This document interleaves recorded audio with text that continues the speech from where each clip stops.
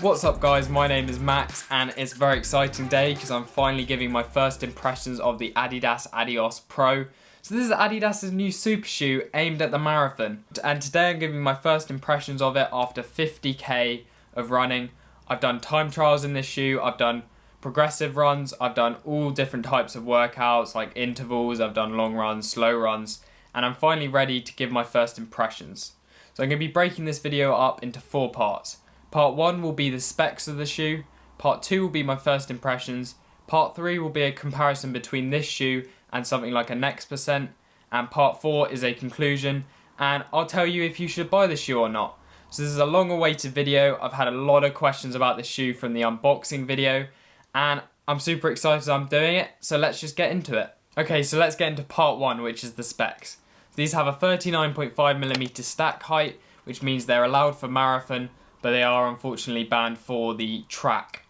So they weigh about 210 grams at a size 7. They have a 10mm drop.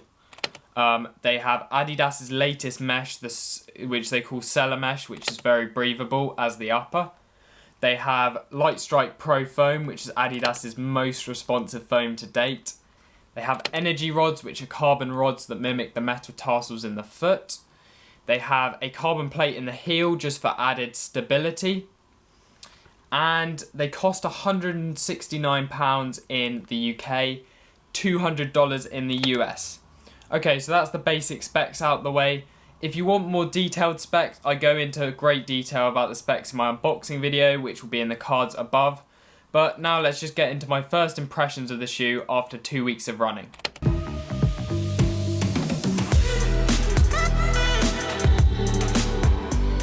Okay, so let's start with the fit and how it feels when you first put these shoes on.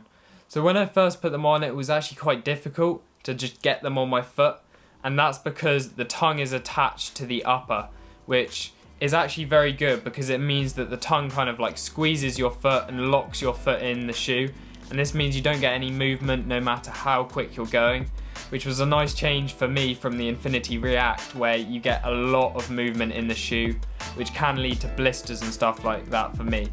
So in terms of the sizing, I'm a size 7 in these, and I'm a size 7 in the Infinity React, so these run true to size for me. And then in terms of the toe box as well, I would say it's a medium-sized toe box. I've got narrow feet and I've still got a lot of room in the toe box, but it's still comfortable for me.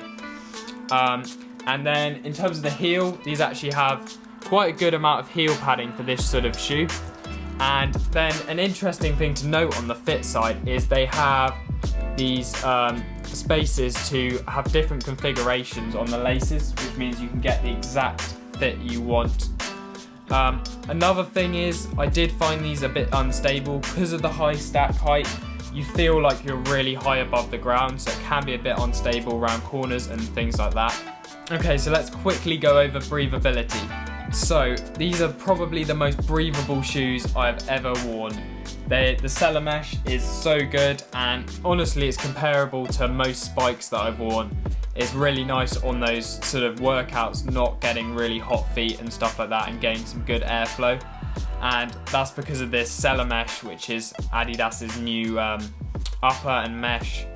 I did run in these in the wet on a 14k long run, and yeah, like you'd expect with this sort of whole design where you can literally see your socks when you're wearing them, they did get quite wet and water did definitely get in quite quickly. So these just aren't really a shoe for wearing in the wet, especially because of another point that's going to come later. Okay, so I've had a lot of questions about the grip on this shoe, and that's because they have this rubber design, which is pretty crazy honestly how thin this rubber is. And yeah, like you'd expect, these aren't a very grippy shoe. When you're on a dry road, they're going to be fine at pretty much any pace. But if the road gets wet or you're running on grass, you're really not going to have much grip at all. I don't know if this will change for like the full release version, because these are obviously just from the drop. But I think the grip is kind of one of the negatives of this shoe. And I think in terms of durability, this could be a deal breaker in terms of like durability and using these a lot, but I'll definitely have an update on the durability of the shoes after a few 100 kilometers maybe. Okay, so these are the first carbon plated shoes I've ever worn, and it was an interesting experience, you know. Their stiffness is definitely something to get used to, and for someone like me a few weeks ago who had never worn one of these super shoes, what I'd say it's like blending together spikes and a normal training shoe. So you get that kind of stiffness that you'd get in spikes, but you also get some comfort that you might get in a training shoe from the foam. And, you know, in terms of comfort, these have a great combination of the energy rods, the carbon plate in the heel, and this Lightstrike Pro foam is just an amazing combination.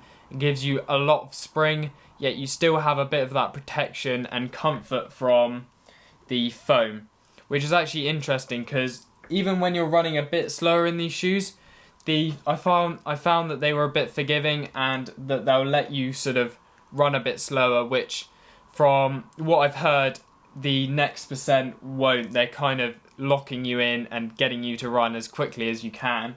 But these, you can do a slower pace, or maybe you want to do a slower long run and you want to take these out. I think you could comfortably take them out. They're quite forgiving. So in terms of durability, I'm really not sure how durable these are going to be.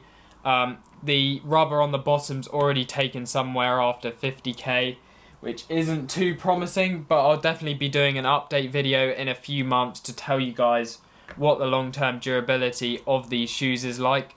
But like I say, I hope that in the full release, maybe Adidas will give us a bit more rubber on the bottom of the shoe, just so it should last a bit longer.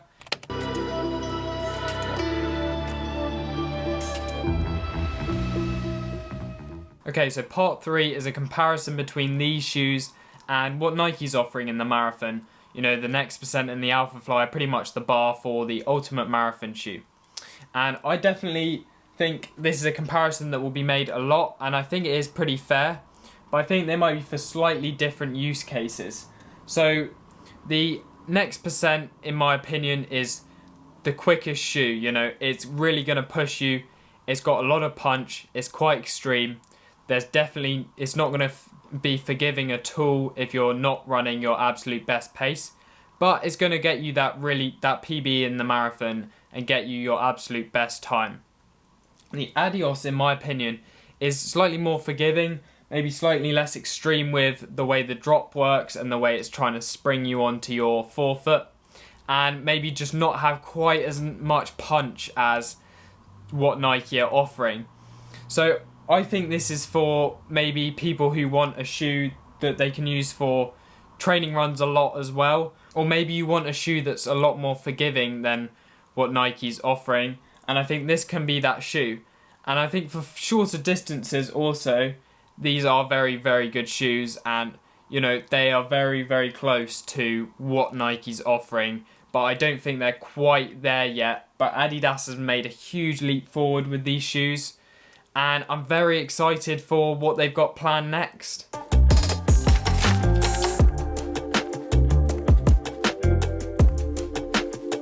All things considered, should you buy this shoe?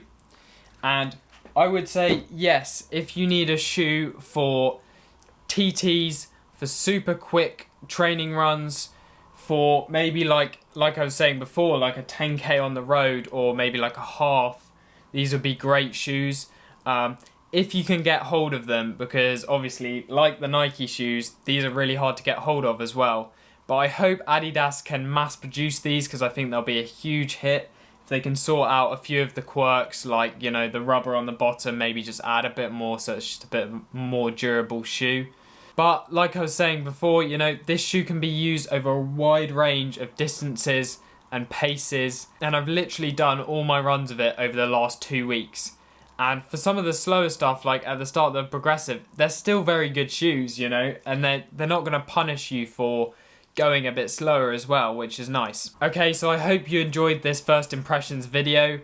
Hope you have a great day.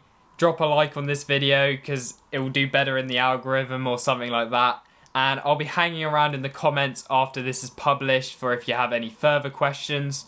But with that being said, I've got to run. I'll see you in the next one.